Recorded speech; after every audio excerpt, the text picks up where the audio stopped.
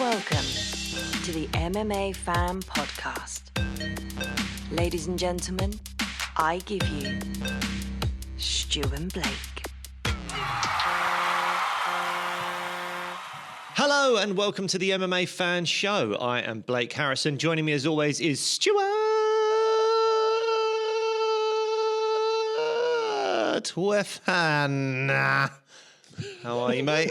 Longest one today. Longest one today. Did you like the ending as well? It was quite nice. Yeah, it almost felt a bit raspy towards the end. I'm feeling quite manly today. Yeah, That's what it is. Yeah. Feeling very Axl Rose in his heyday. That That's how sounded he like a cat. That's what Axl Rose sounds like. Knock, knock, knocking on heaven's door. Meow, meow, meow. That's what he does. He sounds like a cat. Are we going to get sued for singing Knock on Heaven's Door? I don't know. Maybe. Bob Dylan's lawyers, leave us alone. We're just having a, Is it Bob Dylan? sing song. It's original by Bob Dylan. There you go. Well, welcome to the music fan show. And cats, obviously. Well, this is a news episode today. We just thought that, we've got a guest turning up at the studio in a couple of hours. But before that, we thought we'd jump on and have a bit of a catch-up. Because there's been lots of stuff sort of going on in the world of MMA. So we thought we'd do a little catch-up show. Before we do anything, we should shout out our sponsors, ferociousfightwear.com. If you're watching this, you can see the lovely garments on our presenting table. There's gum shields, there's ham wraps, rash guards, shorts. There's loads of other stuff on the website. Go check them out. There will be at the Cage Warriors Academy show. They're one of the sponsors of the Cage Warriors show as well. So if you find yourself getting down to there, go say hello because they're a wonderful little team and we're proud to have them on board as a sponsor. ferociousfightwear.com. What did we want to talk about first today? Oh, well, I thought you had organised your pictures. You've done your little picture thing. I have. You've organised them. Well, Yeah. I suppose maybe it's more important to talk about what happened this weekend. Is that the best thing to talk about? I guess. So, Rose Namajunas got her first win at Flyweight over Amanda Ribas. Did you watch the fight? What did you think of it? I did watch the fight. I didn't think it was very good. I think Rose showed some very good technical work, which we know that's what she does. It felt Ribas was more aggressive in her style, was pushing forwards a lot, but I think Rosie's footwork and counter-striking was probably more precise. Did you score it to Rose? Because do you know what? I wasn't really scoring it. It was one of those ones where I didn't expect her to talk about the fight, if I'm perfectly honest. So I didn't watch it other than, well, I did watch it, but I watched it more just like as a fan watching it. Just having a look. I wasn't really actively scoring it. And I do feel like it's two different mindsets. There's some fights I watch that I know we're talking about and I'm actively there going, that moment's high scoring, that, you know, the accumulation of this matches with that or whatever it is. With this, I wasn't really doing that. But I felt like it was a close fight. But yeah, I had no problems with it going to Rose. I think Rose probably was the right decision. I don't think I would have kicked up much of a fuss if it had gone to Ribas, but I might have been surprised. I'd agree completely with that. That's exactly how I saw it. I mean, I don't think Rose sent a message to that division that she's a force to be reckoned with. I think that's the most important thing. Is coming out of it, Rose will probably be ranked 8th, so she'll be in the top 10. She said that she wants potentially, did she say the winner? The winner of Blanchfield-Fiorot. I think loser. So for me, I'm like, you're Rose Namajunas, you're always going to be just very close to a title shot. So I think it does make sense for her. So here's the thing, flyweight division, this is the more interesting thing to talk about coming off of the back of that. And there's something else that is way more interesting to talk about from what happened on that fight card. But in terms of Rose and the flyweight division, you've got, I think, a bit of a logjam in that division. You've got a situation where Shevchenko's going to be fighting Amanda Grosso for the third time after coaching The Ultimate Fighter. So it's going to be a long way off before they actually fight each other. Then maybe the winner of that, whoever the champ is going to need 4, 5, 6 months before they fight again. So Erin Blanchfield is fighting Manon Fiorot this Saturday night. And the winner of that surely gets the title shot. Exactly. However, does the winner of that, I think Blanchfield, but does the winner of that want to wait until January? to fight for the belt. It's a long way off. So if Fiorot wins, then it's a bit tricky because why does Manon Fiorot rematch Rose Namajunas after she just beat her 6 months ago or whatever it was? Like, no point. That's a non-starter for me. That should not happen. But if Erin Blanchfield wins, surely as a young fighter, she wants to remain active. Rose, as you say, obviously very dangerous, obviously a fantastic striker, very, very well-rounded fighter. But do you look at Rose and go, I would say Blanchfield's favourite in that fight is what I'm saying. And I think that if you're Erin Blanchfield, you're due a title shot next, it would make sense to wait. However, if you're a young fighter and you want to remain active, I think fighting Rose in October, November, something like that, or even like September, something like that, is actually not a bad thing for her to get such a huge name under her belt, win that fight, keep active, and then come January, February, or whenever a title fight could happen for her, then she's got that there. But obviously it's always a risk to fight someone else before your title shot. Where's Macy Barber ranked? Macy Barber is ranked 4th. That could be a good fight for Rose. Rose, Macy Barber that would make a lot more sense. Yeah. But I think that's a sellable fight as well. It's a sellable fight. Any fight with Rose is a sellable fight, I think. But I just think that I can understand why Blanchfield would go, I don't want to wait 8-9 months for my next fight, even though it's for the belt. I want to have a fight in between. And Rose makes perfect sense. But for Fiorot, no, not at all. If you're Fiorot and you win against Blanchfield, you just sit and wait. Yeah. Just sit and wait. You've earned that title shot, you sit and wait. Yeah. But yeah, I think maybe Blanchfield might feel slightly differently, but we'll have to wait and see. Well, I know you've been chomping at the bit to talk about this next item. Oh, mate. There we go. That is, you can't really see it on this. It looks like just kind of a belly to back kind of potential takedown situation here. But what's happening is we've got, is it Igor Severino against Andre Lima? If you haven't seen this, it was on the Fight Pass prelims. And it is the first ever time that a fighter in the UFC has been disqualified for biting. Look at the state of that.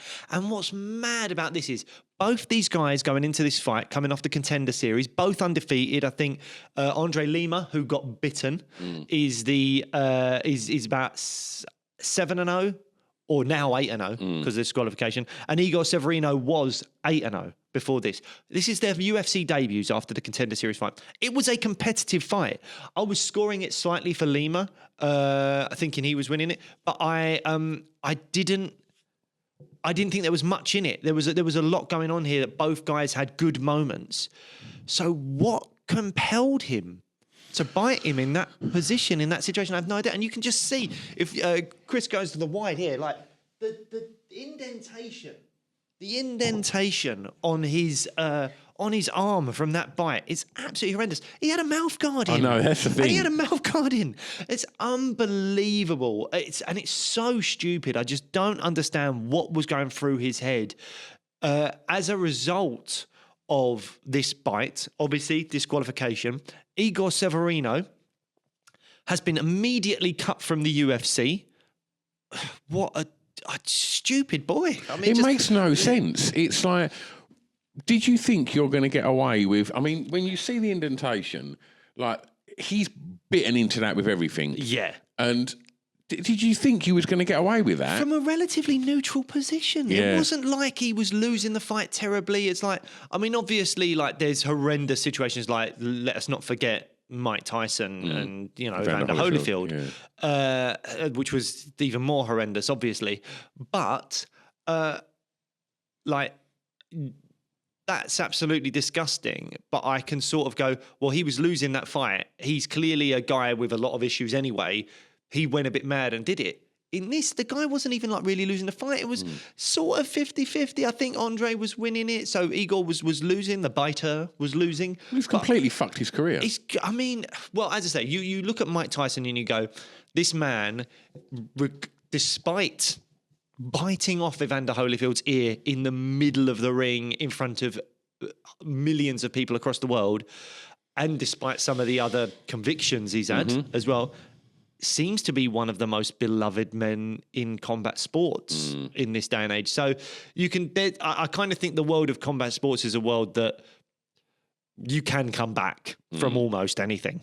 But there's a difference from coming back from being, the youngest heavyweight champion ever, with probably the greatest highlight reel of any heavyweight boxer, a legit superstar.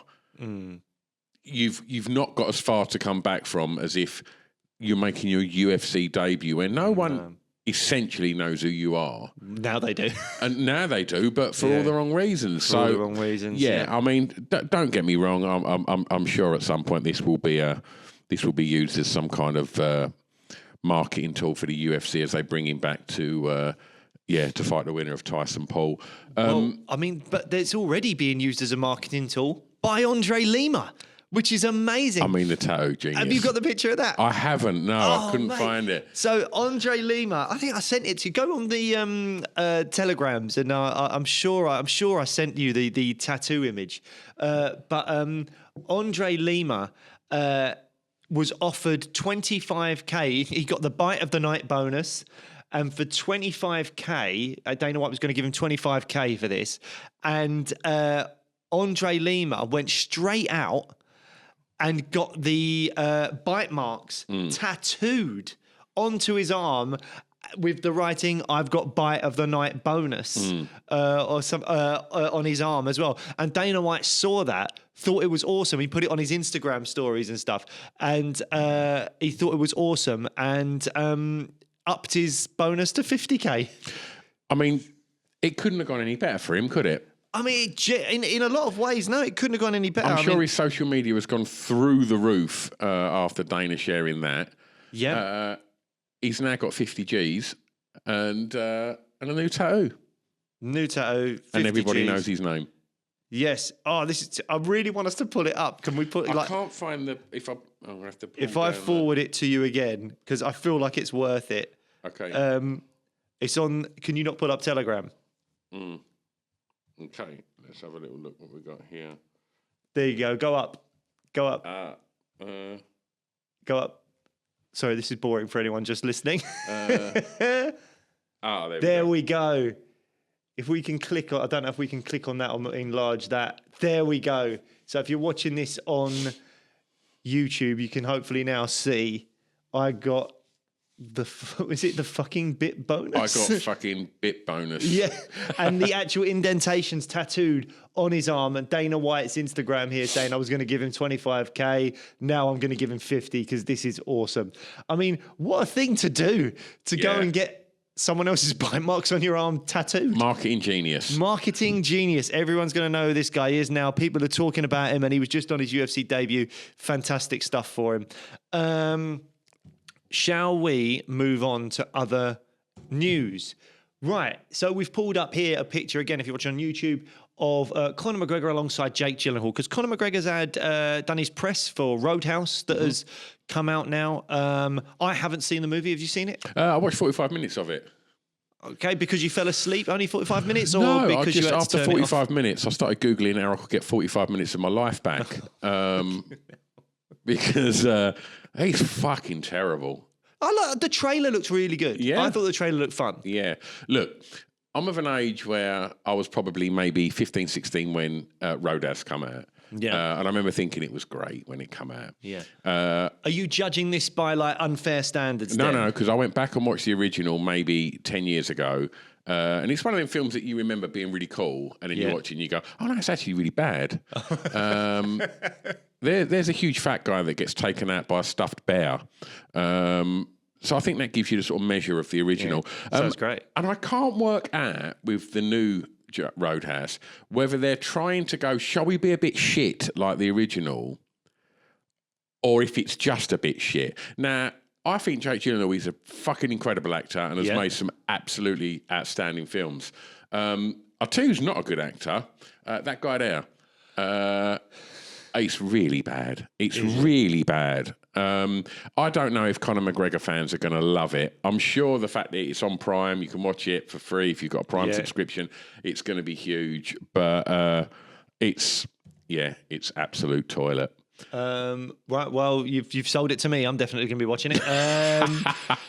But there's a couple of things with Conor. So he did a bunch of interviews in press for Roadhouse, and at first it all seemed great. He was saying he was wanting to fight twice this year, that he's going to be fighting in maybe late summer, and then he wants to fight again, talking about he, would have loved to have fought Nate Diaz at the Sphere. He thinks that would work really well, but it looks like it's probably going to be Michael Chandler. Like,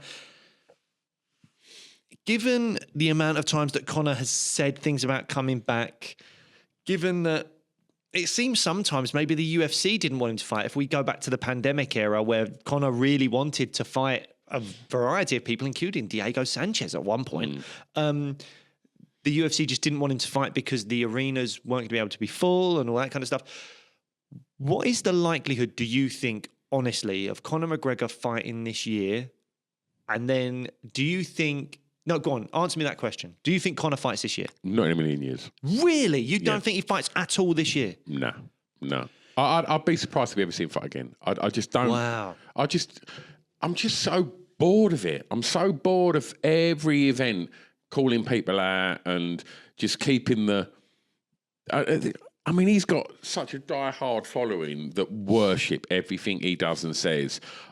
I think it's pretty... Any listeners of this will be aware that kind of ship sailed for me a long time ago. I was a huge Conor fan when he was on his route to winning, and I'm just bored of all that. I'm going to fight him. I'm going to beat him. When the whole face-off thing happened with Michael Chandler, I thought, right, this is it. We're going to happen.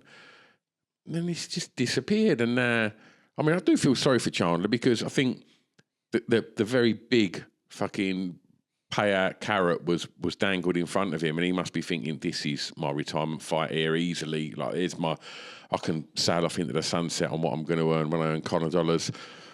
And it ain't happened. And I just think, Nate Diaz, does anyone want to see that again? I'm not that bothered. Do you? Yeah, Nate, you got to do the trilogy. Well, I've seen Nick Diaz on the socials yesterday, working the bag, saying he wants some. So I don't know.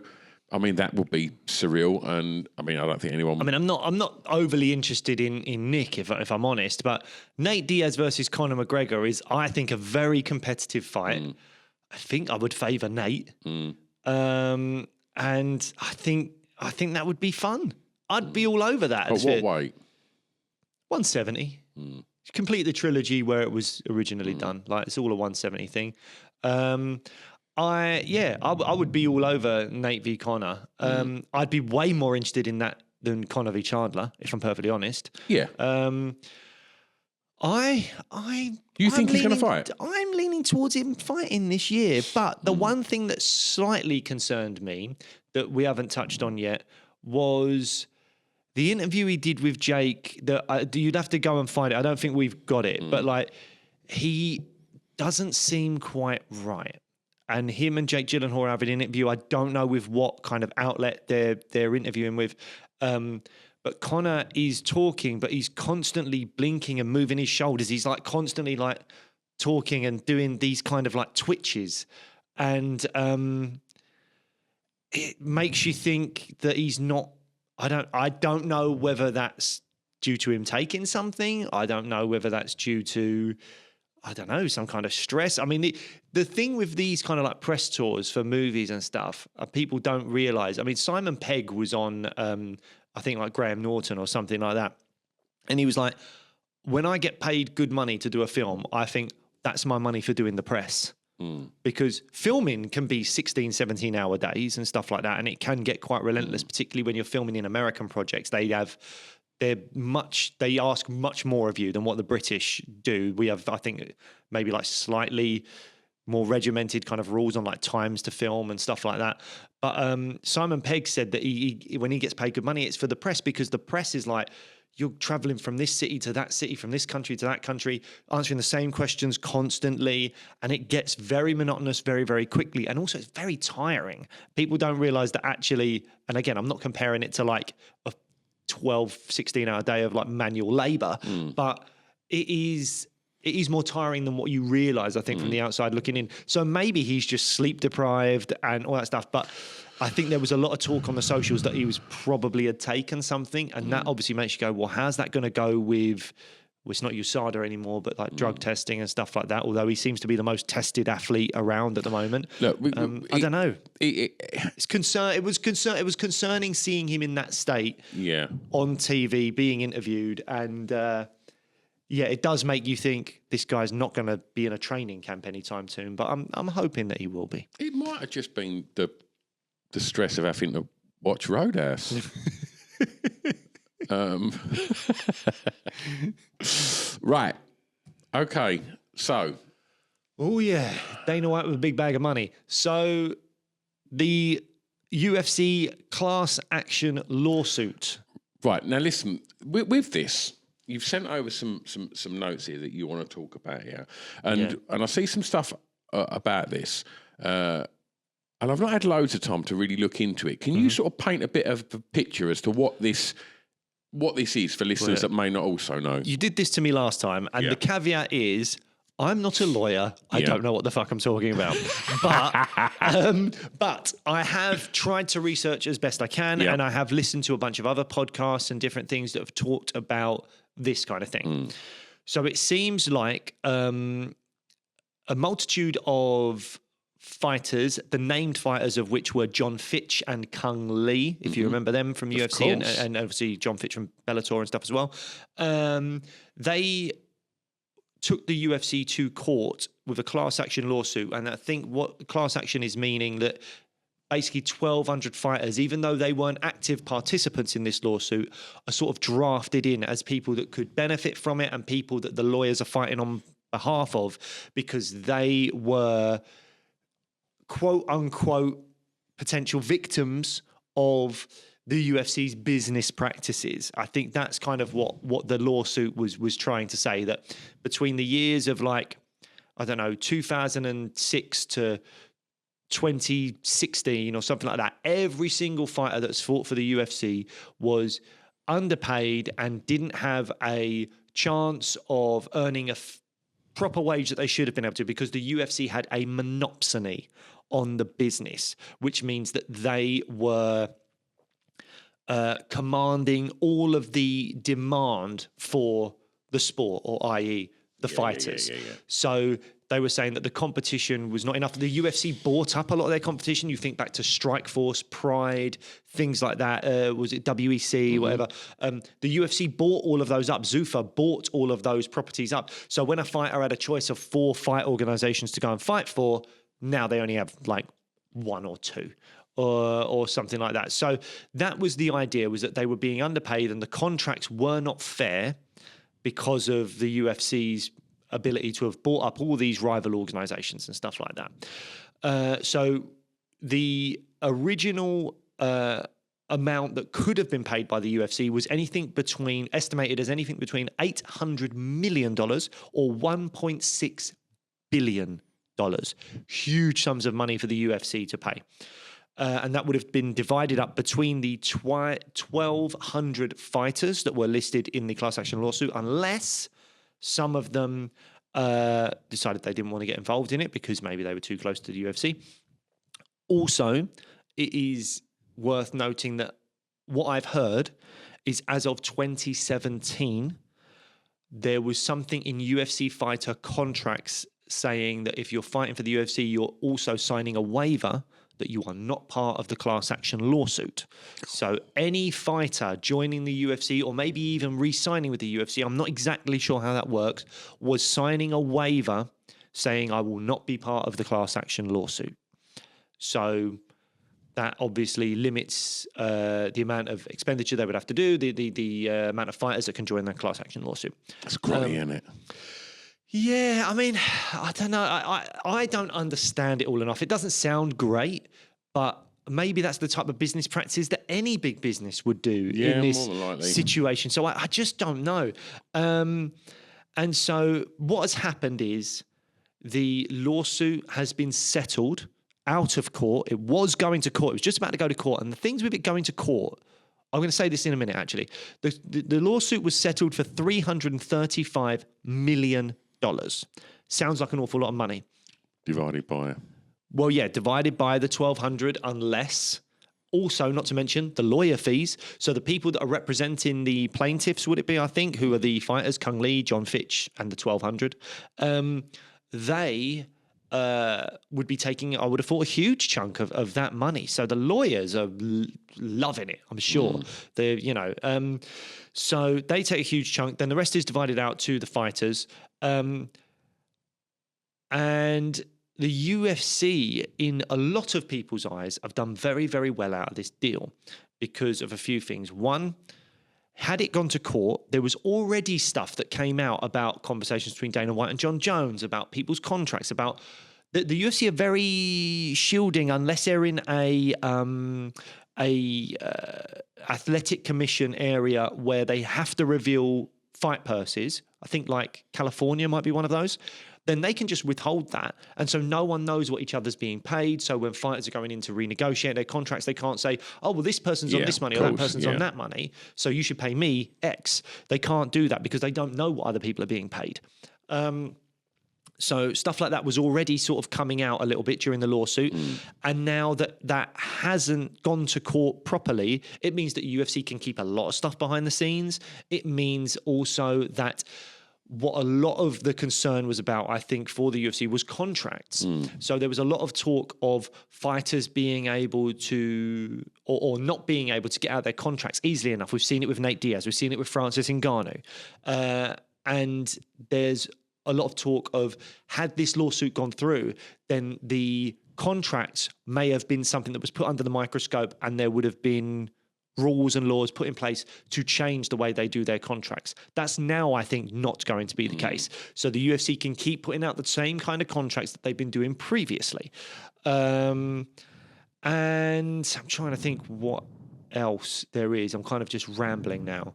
But is there anything you want to know about this situation? I mean, what you said is kind of sort of told me a little bit more about it than what I knew. I mean, as you say, I think big corporations want everything locked down and they want to have sole control. And like you say, that monopoly of owning all the organisations. So basically, you've got nowhere else to go. And they're still, they've put themselves in a position where, yes, there's the PFL and Bellator and ONE and all of that, but... Well, now there's just PFL. The hybrid, the Bellator doesn't exist technically. Yeah. But ultimately, how many fighters have we spoke to that say, I just want to fight in the UFC? Yeah. Because of what they've done. It's the Premiership. Yeah, that's it. And that's down to their good work as well. However, before we go on, I just think there's two other points that are important. One, the TKO group who own the UFC and obviously WWE and stuff like that, their stock prices and all that kind of stuff apparently skyrocketed. They went up after the announcement of the lawsuit being settled. So it's just clearly a huge burden on their shoulders. I think they took a hit with Vince McMahon having all of his kind of the dodgy stuff about him coming out. And if you don't know about that, you'll have to Google that. But then this lawsuit was something pulling down the price of the TKO stock because they're a public company, pulling down those shares. Now that it's been settled for a sum of money massively lower than what they were probably worried about spending, that means that their stock prices now have gone up. And also what I've heard, and I don't fully understand why, it's tax deductible.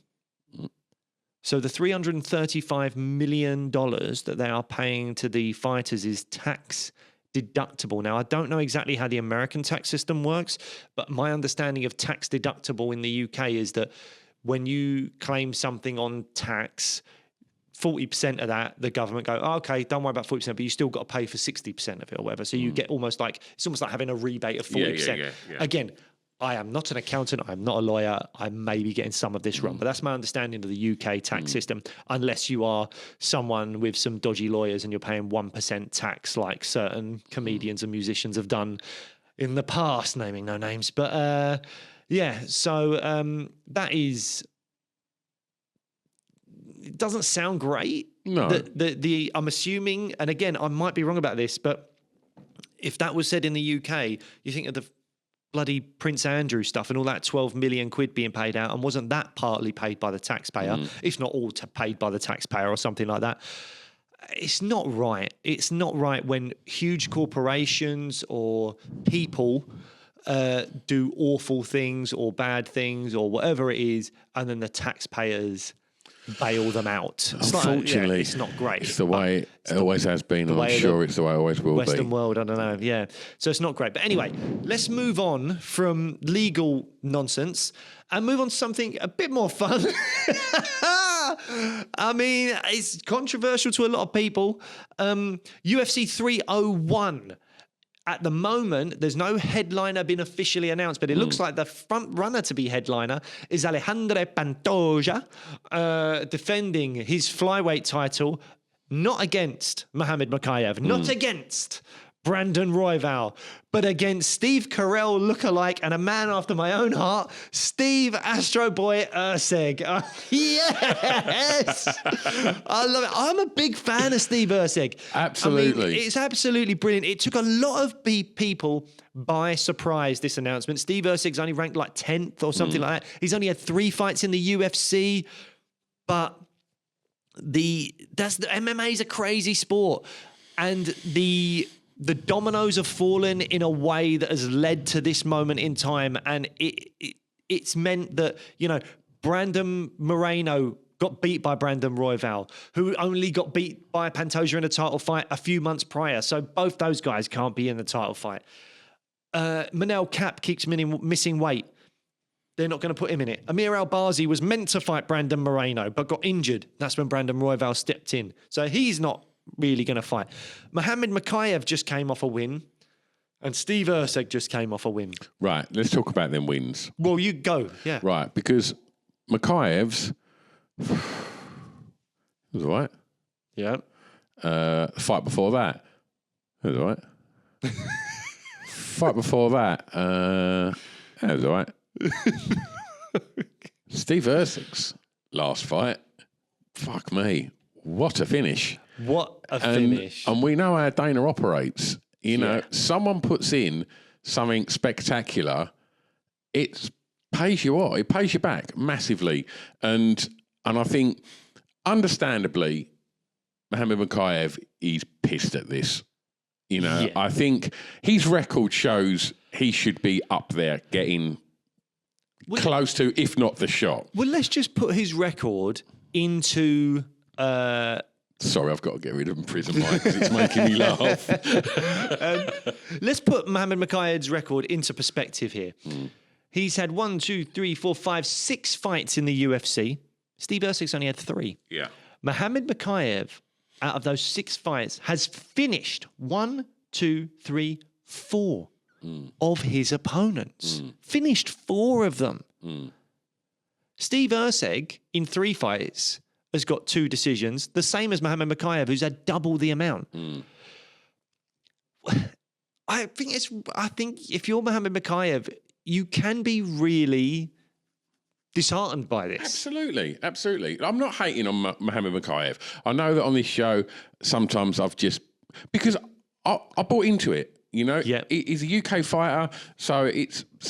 we're obviously behind him, but I've just found his fights to be a little underwhelming. Even with the finishes, you have been sort of bored by his fight style over it. I mean, he was electric in that debut against Cody Durden. Unbelievable. Really brilliant. Unbelievable. But, as it's gone on, I mean, it would have been great to have seen the youngest, him to get the shot at such a young age. It would have been fantastic. But I think he still would have missed John Jones's record. Right. Okay. I think so. I'm not 100% sure, but I think he still would have been, I think, the youngest champion on the roster and one of the youngest champions ever. And I think he's an interesting dude. And he's clearly, a fantastic fighter. When I saw that Erceg was going to get the shot, I was like, wow. I did not see that coming. And the first thing I'd done was went over to Mohamed Mokaev's socials to sort of see what he'd said. And rightly so. I think, I just think it comes down to that finish in his last fight and Mohamed Mokaev's last fight not being that exciting. And I think if you're going to sell a potential headline fight, against Pantoja. I don't know. I mean, I don't know what Urseg's highlight reel is in organisations before the UFC, but you've got that one knockout to show. And it was a good knockout. And it's in everyone's brains. It's so recent. Yeah, and I mean, the fact that he does look so much like Steve Carell, he's got a little bit of the Ryan Halls about him, and he just really looks very does. unassuming. Yeah. And They're my favourite fighters. Yeah, absolutely. The ones that you just go, you're a fighter? Yeah. And then he absolutely smashes something like that. Yeah. Awesome. Absolutely. So, you know, what an opportunity for him to go and get that title shot. Absolutely fantastic. Yeah. I don't know what he's next for Mohammed Mokaev. I mean, maybe, you know, if Urseg beats Pantoja. He's had beef with Brandon Royval. Would make sense to make that fight, Royval versus Mokaev. I think that makes a lot of sense. I think it'd be good to see July in Manchester. Mokaev fighting that higher regions of the 100%. division. You know, some people that, like your Royvals, your Moreno, so people that have been in and around the peak of that division for a long time. I think that'd be a good thing. But I think Royval's the fight to make. I mean, there's been a little bit of beef there. They're both on, you know, well, not win streaks because Royval's only got one, but you know, they're both good fighters. Mokaev deserves a shot at that higher echelon of the division. Yeah. And Royval just needs to get maybe one more win before you can go, okay, I don't mind seeing you rematch Pantoja or whatever. See, So I agree with all of that. But for me, I think Mokaev must have thought, well, that you know, if you were to have said that to him, that makes sense. But then when you get this announcement of this fight, you can see why he was like, what the fuck? Yeah. Like, why has that happened? But shall we move on to one more item on UFC 301? The return of the King of Rio. Yeah, He's going to be back in Rio. Jose Aldo Jr. Yeah. How did you feel when this fight was announced? Were you shocked? I thought Jose was done.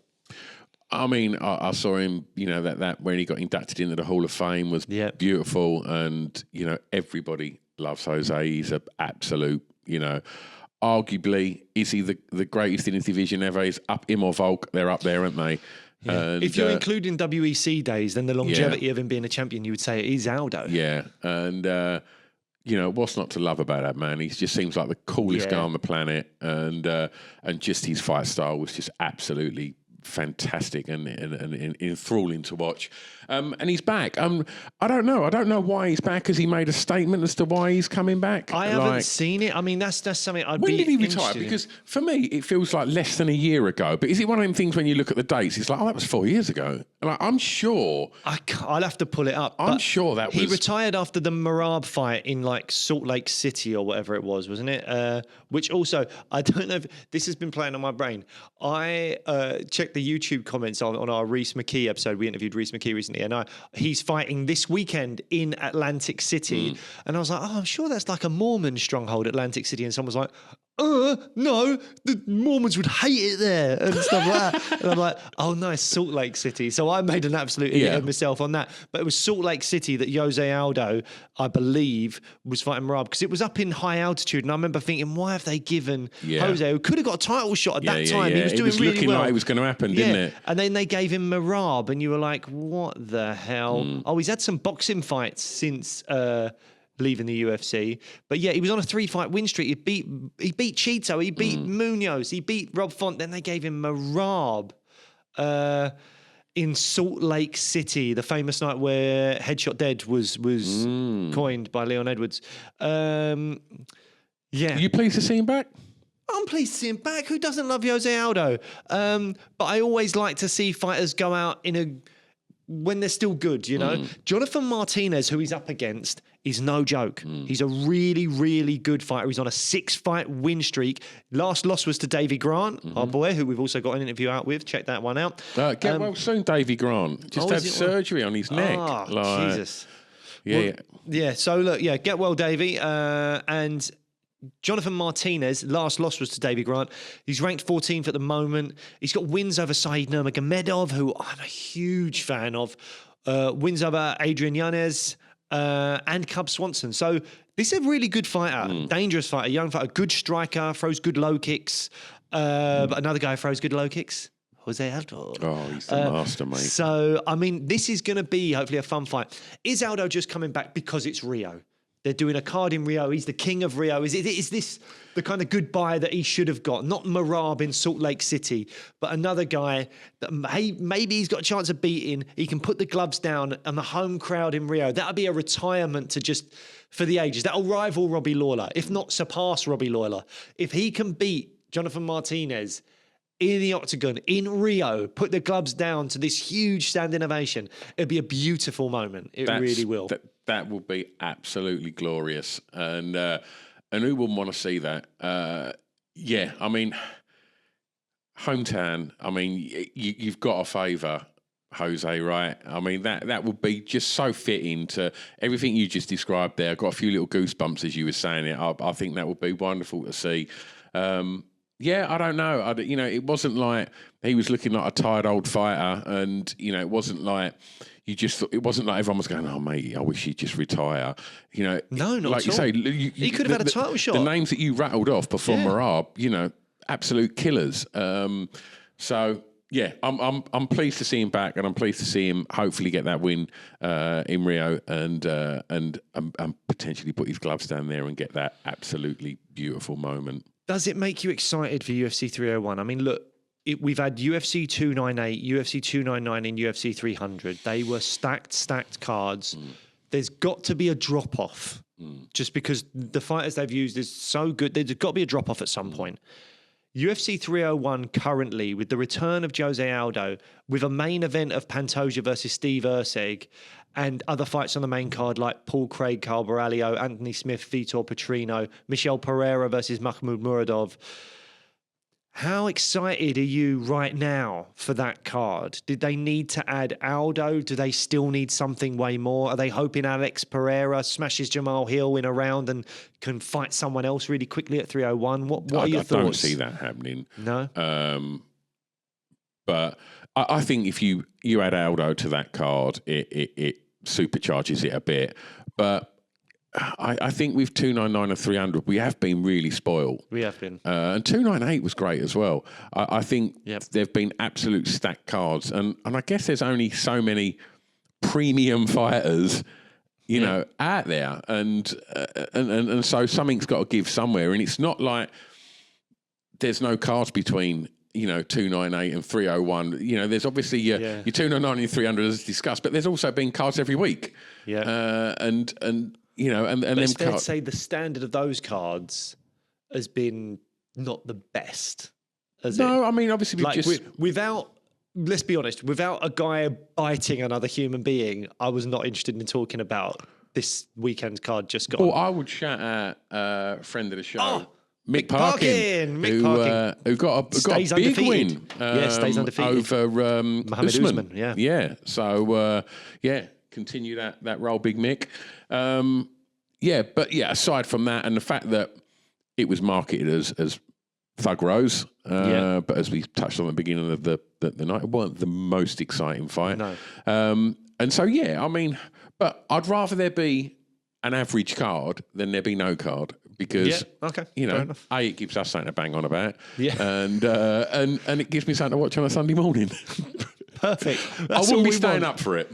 No, I wouldn't be staying up. I think I might have to stay up for 300 though. Oh yeah, absolutely. I don't know what we're going to do. We've got to do something. Yeah, absolutely. I don't know what yet, but let us know. Get commenting. Let us know what you'd like to see us do for 300. Some kind of watch along. I don't know. We're up for ideas because we're devoid of ideas. Yeah, we're empty. We're intellectually bankrupt.